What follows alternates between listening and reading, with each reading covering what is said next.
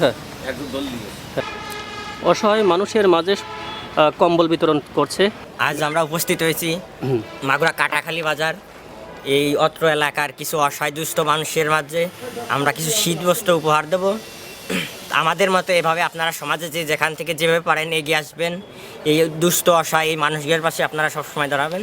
আমাদের মহকুমা স্বেচ্ছাসেবী সংগঠনের উদ্যোগে এবং আমরা এখানে আসছি, আমাদের সঙ্গে উপস্থিত আছেন আমাদের বাজার কমিটির সভাপতি মোহাম্মদ তারেক মাহমুদ এবং আমাদের স্বেচ্ছাসেবী সংগঠনের সভাপতি মোহাম্মদ অনিক এবং আমাদের আরেক সদস্য, সবাই মিলে আমরা এই উদ্যোগ নিয়েছি এবং আমরা আশা করব ভবিষ্যতে যেন এই দেখাদেখি আরও যাতে অনেক উদ্যোগী হয় এবং তারাও আমাদের সঙ্গে একমত হয়ে এই শীতবস্ত্র বিতরণের জন্য উদ্যোগ গ্রহণ করে এবং তাহলে এই শীতার্ত ব্যক্তিদের অন্তত কিছু না হলেও একটু উপকার হতে পারে। বিসমিল্লাহির রহমানির রহিম।